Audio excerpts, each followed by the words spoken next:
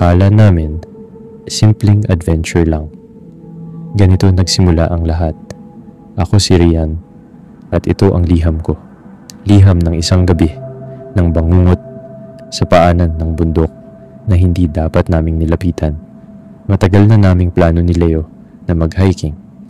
Hindi para maghanap ng thrill, kundi para lang makalimot.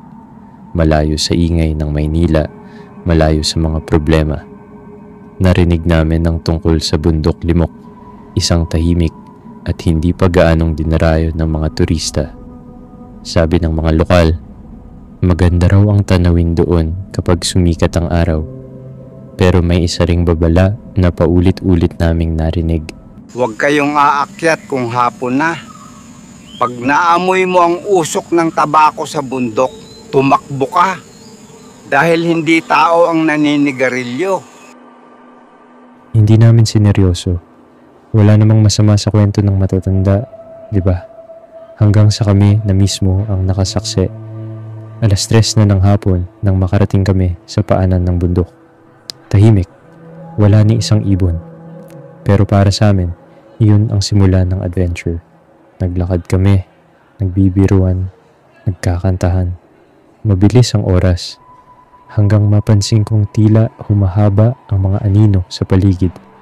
Hindi pa lubos ang dilim, pero parang biglang tumindi ang lamig ng hangin. Pre, parang may humihinga sa likod ko. Napahinto ako, tahimik, wala akong naririnig. Tiningnan ko siya, maputla, nanginginig, baka pagod ka lang. Pero totoo, ramdam ko rin, parang may presensya, parang may matang nakamasid. Pagsapit ng dilim, nagdesisyon kaming maglatag ng tent. Habang binubuksan ko ang flashlight, napansin ko sa dulo ng liwanag, isang aninong hindi gumagalaw. Mataas, malaki, parang puno, pero may hugis ng balikat. At sa tuktok, 2 pulang ilaw na tila mga mata. Leo, hindi siya sumagot. Nakatitig siya sa iisang direksyon, hindi kumikilos. Nang ilawan ko, may nakita akong usok na lumalabas sa gilid ng anino. Amoy tabako, matapang, mabangis. Bigla akong naalala ang babala ng mga taga-barangay.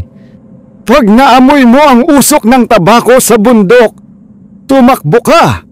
Dahil hindi tao ang naninigarilyo. Hindi na kami naghintay.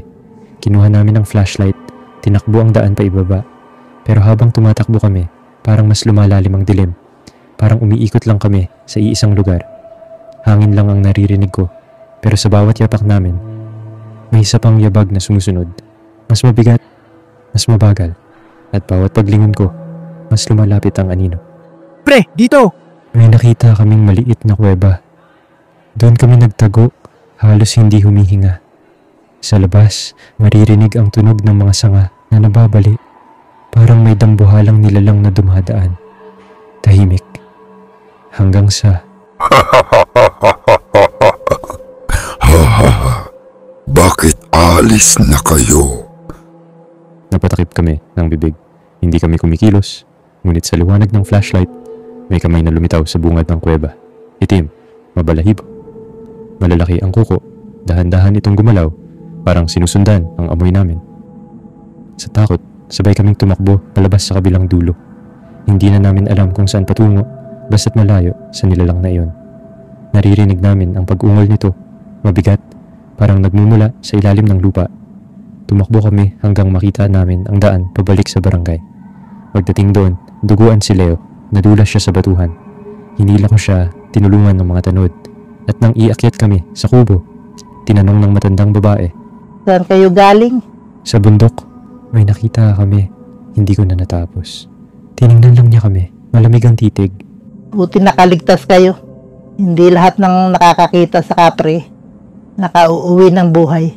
Pagkatapos ng gabing iyon, hindi na kami bumalik sa bundok limok. Pero minsan, sa tuwing gabi, may naaamoy pa rin akong usok ng tabako sa hangin.